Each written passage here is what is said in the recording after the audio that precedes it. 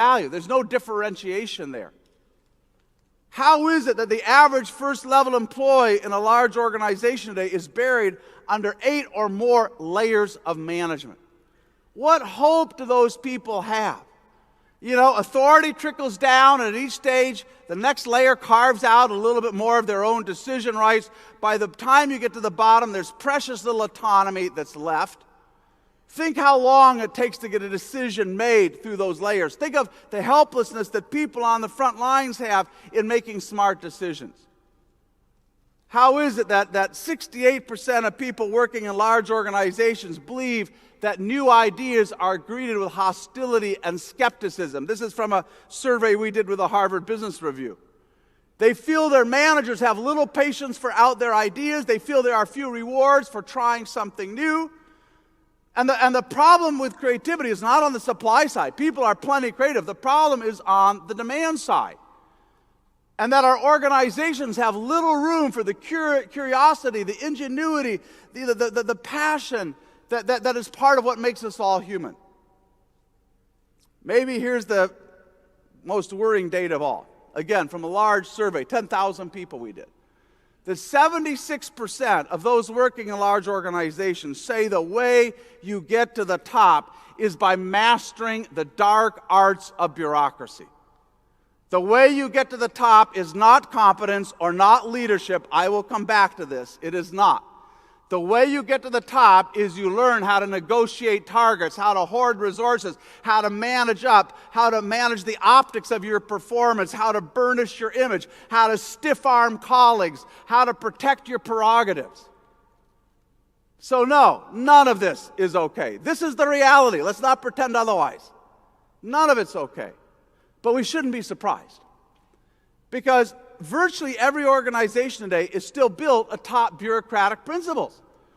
The principles of top-down, the principles of compliance. And 100 and so years ago, Max Weber, the famous German sociologist, he said, bureaucracy develops the more perfectly, the more it is dehumanized. And by that measure, our organization should be pretty damn perfect by now. Because the underlying ideology of bureaucracy is control. And in any language, if you take the word manage as a verb, and you go to thesaurus and you look up management, the word manage as a verb, number one synonym is to control. And so employees create products and services, managers control, staff people control. This is how you justify your value added, by weighing in on decisions, by creating policies.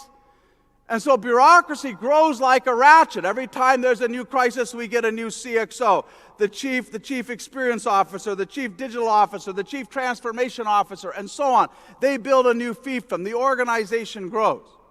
Again, let me show you a little data. We've done this in several countries. This is U.S. data, but again, I think pretty much the same around the world. Here what you see is the growth of the bureaucratic class. These are managers, supervisors, administrators, support staff. We took IT out. This does not include the growth of the IT function. But that green line, you can see that indexed to 1983, the size of the bureaucratic class has more than doubled. And this is true in most economies, where all other job types have grown by only 44%. And by the way, we backed out external compliance. This is not including, working on government. This is internal compliance.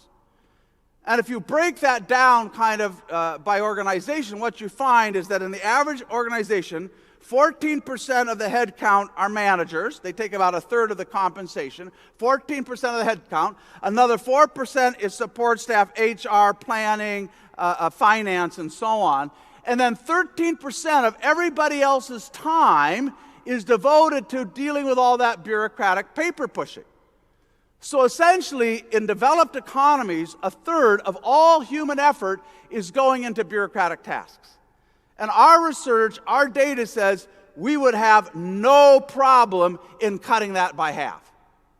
And if we did, if we could cut the bureaucratic load by half, we reallocate all of that effort, we would grow GDP in the UK by about 800 billion pounds.